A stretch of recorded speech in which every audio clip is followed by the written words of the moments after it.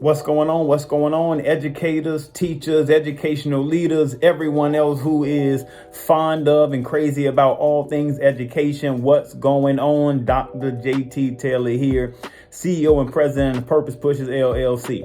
Now, I know you're probably thinking this guy has made some noise with these posts about instruction.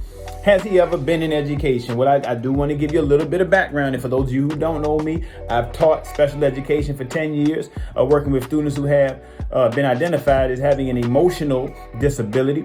After that, I was an instructional coach, Title I instructional coach, responsible for coaching 32 teachers in one of the largest Title I middle schools in the state of Virginia, a school that had been unaccredited for multiple years until the new administration was installed. I accompanied the new administration, and we were able to get that school fully accredited for 2 consecutive years. And after that, I went into full-time educational consulting. I've been consulting since 2016. But that's enough about me. I just want to give you that background information. Now, I want to talk about 4 things that the best principals do.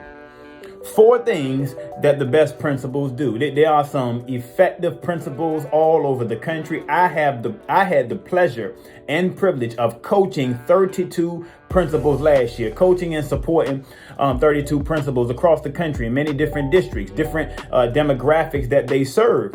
But I had the pleasure and the privilege of coaching them, some of the most amazing human beings, let alone educational leaders across the country. But here's my qualitative analysis. Here's the data that I've gathered from working with all of these principals across the country. 4 things that principals do that principals need to do. Number 1, and it's an acronym. It's an acronym. It's BEST. BEST. So the number 1 thing that principals have to do, the best principals, they have to do this. They have to believe. They have to believe in a vision of a transformed community. You have to believe that education is powerful, life-changing, destiny-altering. You have to believe, as Nelson Mandela articulated, that education is the most powerful weapon that we can use to change the world. You have to believe. That's number 1. You have to believe in education. You have to believe in teachers. You have to believe in the life-changing power that is intrinsically connected to teachers. You have to believe in students. You have to believe that every child can become a success story, which means you are an advocate of educational equity, because you believe that if we provide for each student what they need, they will thrive. They will succeed at a high level. You believe that.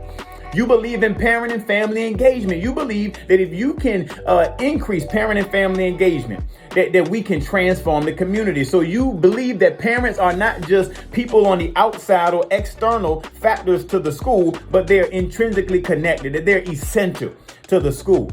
And so your PD plan will reflect your beliefs. I'm going to say that again. Your school improvement plan, everything that you are planning is indicative of your beliefs. So effective principles, the best principles, might I say, they, number 1, believe. Number 2, the best principles empower. They empower others. They don't believe in hoarding all of the power. They embrace the paradigm of distributive leadership. In other words, they're going to distribute power to those who serve alongside of them. So that means their APs, their assistant principals, vice principals are being empowered.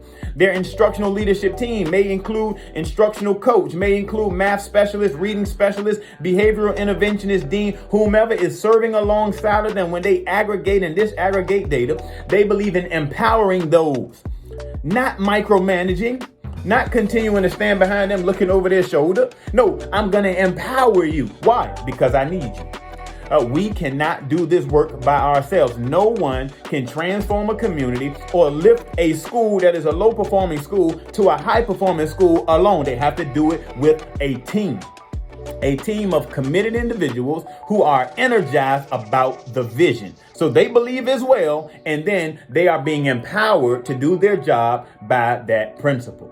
So number 1 is believe. Number 2 is empower. And now the third one is support. Support. Effective principles, the best, I might say, they support the professional development and professional growth of everyone under their leadership. And so you should be able to take a peek at a professional development plan and see who is growing and what direction they are growing in. Because a principal should have a vision for growing the adults that serve under their leadership. Why? Because they believe in them, they're seeking to empower them, and then they know they're going to need support. You don't look at any educator as a finished product. You look at everyone as a work in process. And it is your responsibility to put the money where your mouth is to support their professional growth. And don't say, well, I might help them go to conferences and then they might leave and go to another school. That's not for you to consider. Just do your best as a leader with a purpose, as a principal with a purpose, to support your teachers. Teachers who are supported and feel a sense of support are always going to do above and beyond the teacher who doesn't feel supported. I have learned from working with these 32 principals that number one, they believe. Number two, they empower. And number three, man, they put systems of support in place to ensure that their teachers are getting the best professional development, the best coaching. They're seeking to support them. All right, that's number three. Number four and last. Ooh, I could have made this number one. The best principals trust. They trust. They trust that those under their leadership have the capacity to get it done. And a lot of principals struggle with trusting those under their leadership. It's not because they have trust issues per se. It's just because they have not seen evidence of the effectiveness yet. So it's like, I can't delegate something to you because I'm not sure if you can do it. Let me go ahead and do it myself. And so how does a principal develop trust in those who serve under their leadership? They believe in them. They empower them. They support them. As you help people build their capacity, you will say, woo, I can trust this one to align curriculum instruction and assessments because I've given them PD on how to do that. I can trust my staff to focus and I mean really be zeroed in on educational equity, culturally responsive teaching. Why? Because I've supported their professional development in that area. I can trust that my teachers will not harm any student unintentionally or intentionally because I have put PD in place. I have supported their professional growth in the areas of restorative practices, identifying disproportionality, things of that nature. So you can trust people when you believe in them. When you empower them, when you support them, then trusting is easy. Those are the four things that effective principals do. I might say they are the best principals. BEST. That's all for me. Find me, purposepushes.com. Y'all have an amazing day. Peace.